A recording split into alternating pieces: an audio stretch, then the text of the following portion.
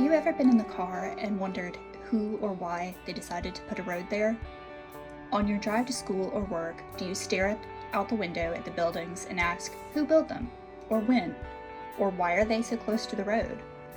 When you cross rivers or lakes, do you think about the bridges that carry you from one side to the other?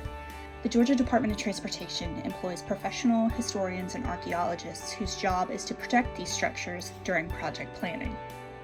In 1966, Congress passed the National Historic Preservation Act, which is an important program that tries to protect historical and cultural resources of the country from destruction. Part of this law, Section 106, requires government agencies to look at the effects or changes to these places on any projects they build, approve, or give money for.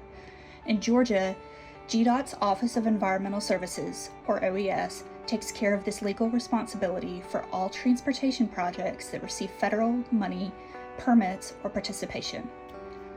When a project is planned, federal, state, and local government agencies, known as consultant parties, are notified of the project location and where we plan on looking for important resources.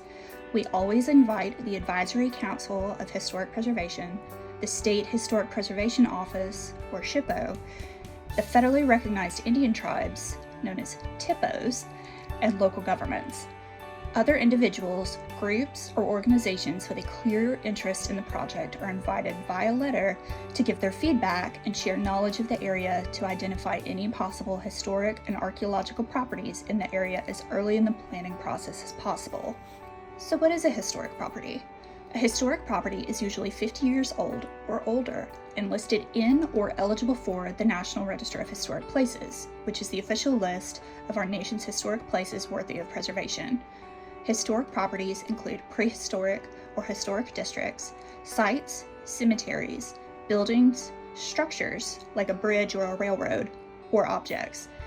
They also include artifacts, records, and remains found at these places. They can also include places of traditional religious and cultural importance to Native American tribes.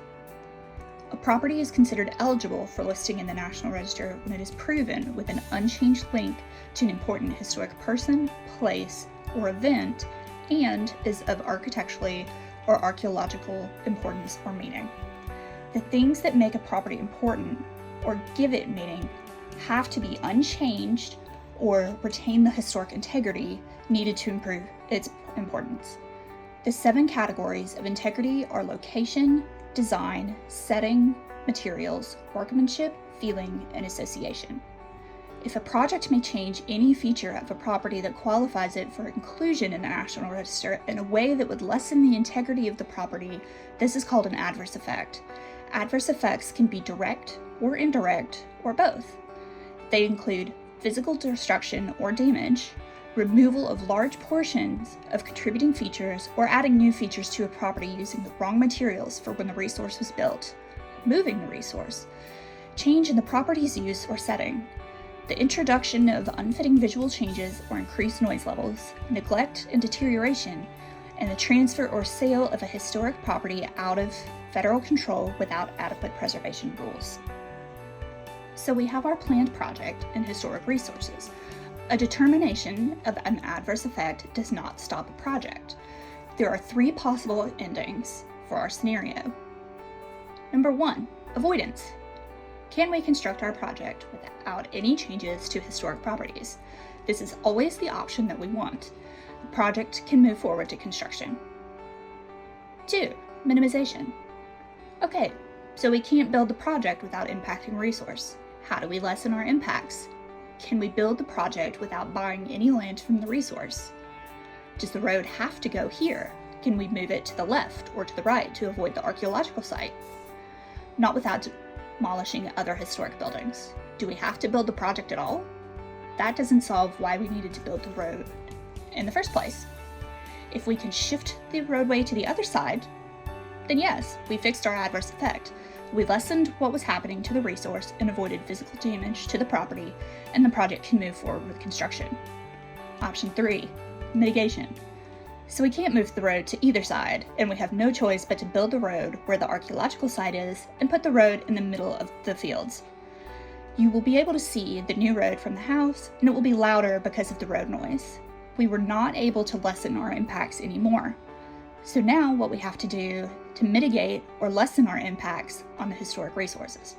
Our level of effort must be equal to our adverse effect. What does that mean? We start with taking photographs and a narrative report for anything that is above ground, and excavation of artifacts for archaeological resources. This serves as an archival record of what the resource looked like before our project. Once the archival record and the excavation reports are accepted by the consulting parties, the project can begin construction. We also make interpretive panels or use special design treatments. For projects with lots of adverse effects, they get more complicated efforts, like oral history projects or documentary films. These mitigation projects are agreed upon by GDOT, the federal agency, and the SHPO, and must be completed within 7 years of the signed agreement.